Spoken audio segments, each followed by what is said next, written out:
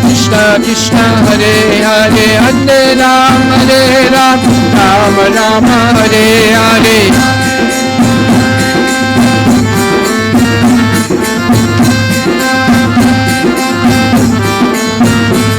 Bolo Hare Krishna Krishna Krishna Hare Hare Hare Ram Ram Ram Hare Hare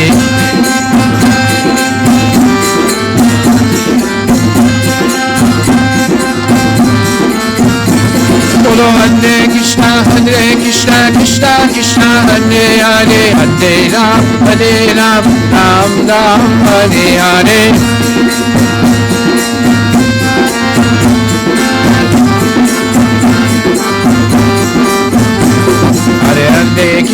Hare Krishna Krishna Krishna Hare Hare Hare Ram Ram Hare Hare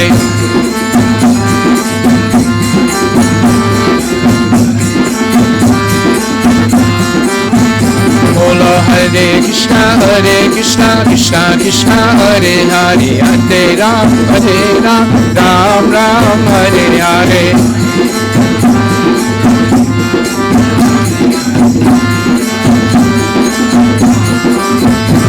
Bolo Hare Krishna Krishna Krishna Hare Hare Hare Ram Ram Hare Hare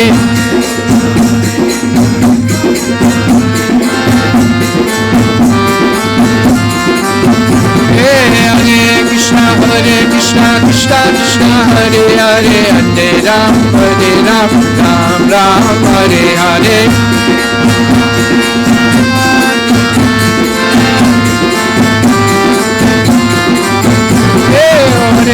Hare Krishna Krishna Hare Hare Hare Ram Ram Hare Hare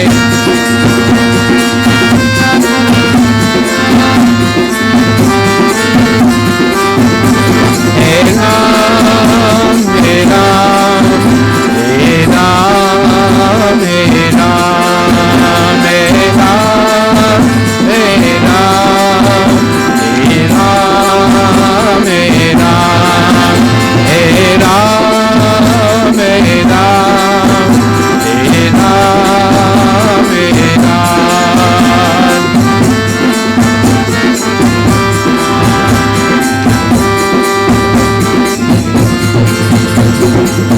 Tagore Bimanandi ki jai Sitaram Lakshman Hanuman ki jai.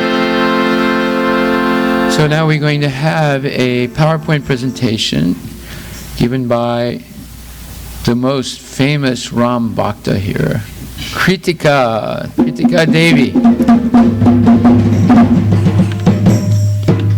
Ram is her life and soul. Therefore, she has the authority to speak about Ram. Hari Bol. Is it ready? Should be.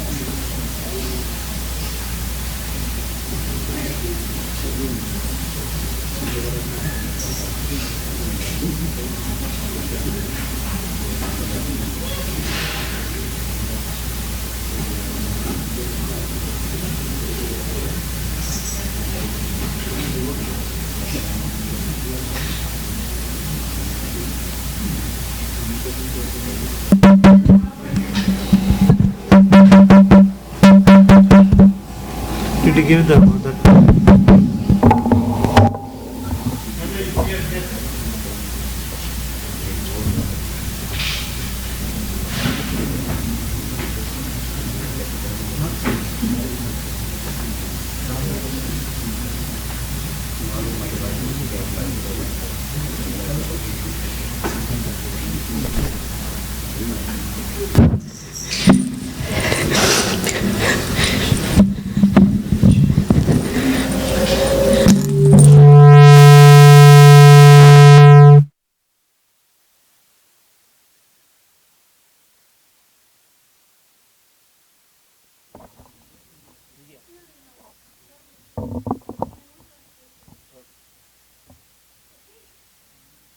PPT comes in, we'll just do the Guru Vandana. Om Ajnana Timirandasya Jnananjana Shalakaya Chakshurmritamyena Tasmai Shri Gurave Shri Krishna Chaitanya Mahaprabhu Nityananda Shri Advaita Gadadhara Srivasadi Gaur Bhakta Vrinda. Hare Krishna Krishna Krishna, Hare Hare, Hare Ram Ram Ram, Hare Hare. So, thanks to Harivilas Prabhu, I get yet another opportunity to talk about Lord Ram. So, all glories to Harivilas Prabhu and the other acharyas. So, on this day of celebration of Lord Ram's appearance day, let us talk about the glorious story of Lord Ram's birth according to Valmiki Ramayana.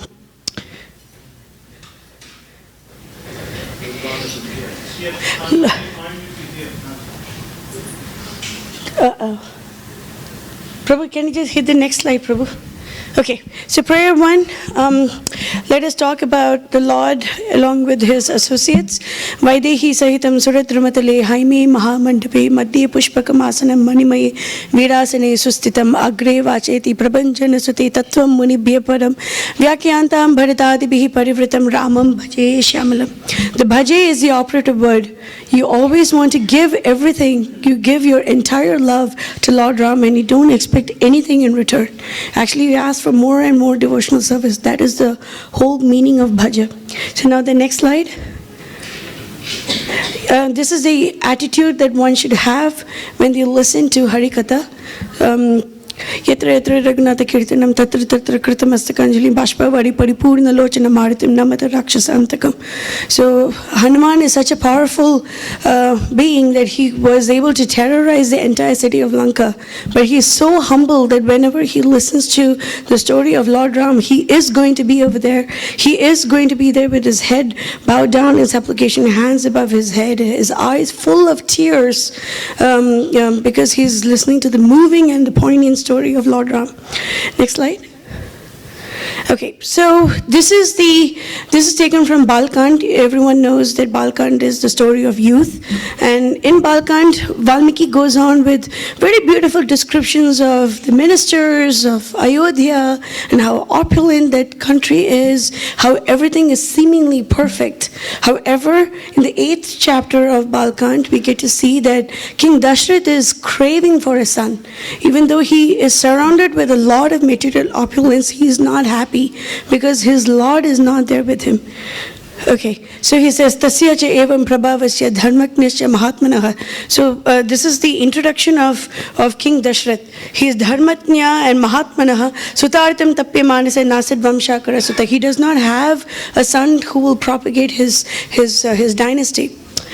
So then he decides, I must have done some sin in some time, and so I have to conduct the Ashwamedha Yagna that has the ability to absolve us of all sin. So he says, Tadartam haya medena yakshami iti matir mama. So of course he does not do that all by himself. He takes the advice of his sages, and so Kashyapa Muni, Vasishtha Muni, Jabali, Vamdevji, they're all enthusiastic because they all know that the Lord's advent is nigh. So he receives the blessings from the sages. He informs his three main wives. Dasaratha actually had 351 wives. And he informs his three main wives, and they are so happy. And Valmiki has mentioned that their faces looked like lotuses that are just coming out of a frost. And the frost was the terror of Ravan. And the advent of Lord Ram is a sunshine that is going to remove the frost and just bring a lot of joy. So, and of course, Sumantra, one of the wisest ministers of King Dasaratha, will say that once upon a time, Sanat Kumara mentioned that King Dasaratha will have 4 sons by the blessings of sage Rishi Shringa, who is the grandson of sage Kashyapa. And so with great pomp and ceremony, King Dasaratha will go to the king of Anga, who's Maharaj Rompad, and he will invite Shanta and Rishi Shringa to his kingdom. After a very long time, during a beautiful spring season, they will conduct the Ashwamedha Yagna. So after the Ashwamedha Yagna is conducted, they release the horse, and then everything is performed exactly according to the scriptures. Everything is so beautiful, everything is so perfect. And then after that, the Putra Kameshti Yagna commences. Now there is a particular significance as to why Dasaratha had to conduct this particular yagna. When he was a little young man, he accidentally kills he uses a sonar equipment. It's called the Shabdavedi Ban, and he kills a young boy by the name Shravan Kumar, who is the son of a Vaishya father and a Shudra mother. And the father curses King Dasaratha that he too will die of the separation from his son. And of course, this Ashwamedha Yagna did not do anything to alleviate that curse, but it definitely removed the sin of killing an innocent being. And what happens is they put one ashwagandha root, and then they inhale the fragrance, and then all the sins disappear. And Valmiki has given like multiple chapters just describing the Ashwamedha Yagna, which I'm not going to go through those right now. You can pick that up from the booklet downstairs. At the same time, all the demigods had assembled in front of Lord Brahma, and they were saying, "Oh Brahma, there is this hideous Ravan who is a terror of all the good people. What are we supposed to do? He is so powerful because you gave him absolution against all living entities." Then Brahma says, "No, it's not true. But only Visnu is capable of helping us." At that time, at that time, Lord Vishnu, the demigods are all discussing with each other, and then this particular mantra is the introduction of the wonderful, kind Lord Vishnu. He comes on Garud with the Shankha Chakra and Gada, and is the most resplendent person that you can ever even imagine. And as soon as he arrives, all the demigods are looking at him with awe and a lot of love. And etasmin anantare Vishnu upayata mahadviti Shankha Chakra Gada Pani Pita Vastro Jagatpati Bhaskaram Toyada Meda. He looks as if he is the rising sun, and it's just wonderful. And now all the devatas make their humble appeal to Vishnu. "Oh Vishnu, you are the only person who is capable of helping us. Please protect us." And Vishnu is Daya Vatsal. He's Deen Dayal. He's the protector of people who have no hope, and you are the ultimate recourse for us all. You are the one who is capable of helping us. And now the first thing that Lord Vishnu says in Valmiki Ramayana is Bhayam Tyajatam Esha. Bhayam Tyajatam, and then he says Badramvo. Badram Te comes very often, safety be with you, goodness be with you. But the first thing that Vishnu says is Bhayam Tyajatam. Tyajatam is discarded. Discard your fear. And in Kishkinda Kand, the first thing that Lord Hanuman says is Sambhrame Tyajatam Isha. Avoid your confusion, which is there yet another indication that a perfect devotee like Hanuman is following the exact footsteps of Lord Vishnu. It's just so beautiful, and we should read Valmiki Ramayana to get all these in-depth details.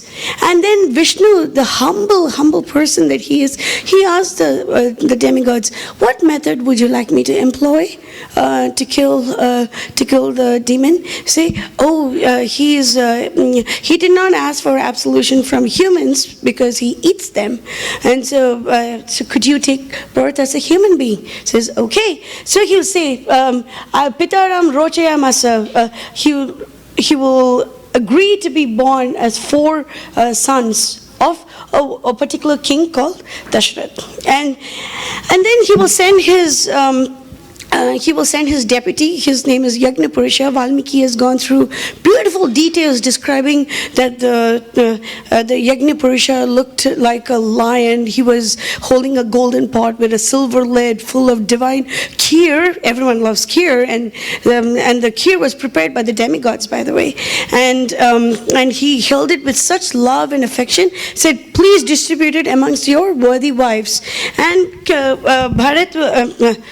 Dasaratha will distribute half of that to Mother Kaushalya, half of the remaining, that is 1/4 of the total, to Mother Sumitra. Then he'll give 1/8 to Kaikeyi, and the remaining 1/8 to Sumitra.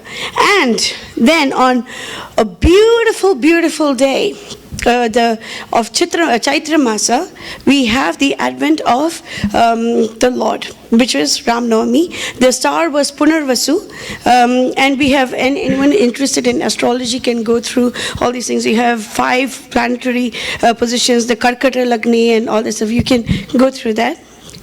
And this is a description of Lord when he was born. Such a beautiful boy that as soon as he was born, even Kaushalya, who is kind of old, was immediately all the more beautiful. He was Jagannatham. He is Sarva Loka Namaskritam. The entire world bowed down to him. And he was endowed with every lakshana or auspicious sign. He was Vishnu Ardham. He was the half potency of Lord Vishnu. And Lakshman is 1/4, Bharat and Shatrughna 1/8 respectively. He is Mahabhagam. Everything was wonderful about him. And his Putram Ikshvaku Nandanam, he was from the descendants of the Ikshvakus, or the Ikshvaku is the grandson of Vivaswan, and he was a descendant of Ikshvaku. And his Lohitaksham, the corner of his eyes were reddish, copperish in color. Mahabahum, he was extremely strong arms. His Rakta Oshtam, his lips were ruby red. And Dundabi Swanam, his voice was like kettle drums. We have so many descriptions of the Lord as soon as he's born. Okay, now Bharat was born on the next day. That was yesterday, since day before was Ram Navami. Yesterday morning was Bharat's birthday, which is on Pushya Nakshatra. And yesterday evening was Lakshman and Shatrughna's birthday. They were born in the Ashleshya Nakshatra, or the Nakshatra of the serpent. And all 4 brothers were virtuous, they were charming, and absolutely enchanting. The next one. Okay, now after 11 days after they are born, sage Vashishta and other sages conduct the naming ceremony of the Lord. And this is one of the most auspicious verses, so I had to put that one down in, because it includes all the 4 brothers' names in one particular shloka. So Jeshtam Rama Mahatmanam Bharatam Kaikeyi Sutam Saumitrim Lakshmanamiti Shatrughna Aparam Tata. The Jeshtam, the oldest son, is Mahatmanam, the highest souled one, and his name is Lord Ram. And Bharatam Kaikeyi Sutam, the Kaikeyi's son is Bharata. Saumitri is, the Saumitri means the sons of Sumitra. Saumitrim, Lakshman and Shatrughna were the 2 Saumitras. There are multiple times when Ram addresses Lakshman as Saumitri, and so this is where we get that. And it's such a beautiful time, because immediately Lord Sage Valmiki goes on into describing the bonds of love Okay, there we go. The bonds of love between the four brothers. And one particular mantra comes into my mind at this time, which is written by Sant Tulsidas. He says, Mangal Bhavan Amangal Hari, Dravahu sa Dasharat Ajira Bihari. Dravahu, he's making a firm appeal. He's beseeching the Lord. He's pleading with the Lord. Oh, kind Lord, the one who played on the front yard of King Dasaratha. You art the reservoir of all happiness. You're the annihilator of all sadness. Wouldn't you just look at me? Just once. Wouldn't you just please look at me? There's a very humble appeal, and only someone as wonderful as Tulsidas is capable of writing such beautiful words. And so I just had to put it in there. He would be seen right away, and he'd end up fighting with the Rakshasas, and it's bigger than Los Angeles. So, anyway, he enters into the palace, and he's just amazed by the architecture, the opulence, and eventually he finds Ravana's bedroom, which again is like bigger than a football field. And he enters into the bedroom, and there's Ravana. He's asleep, he's drunk, he's intoxicated, and he's asleep. And all his wives, he has over 1,000 wives, they're all there. And they're all extremely beautiful women. And some of them, are half clothed. And they're also in a drunken sleep. And Hanuman can see that they're extremely beautiful women. And he goes and examines each one.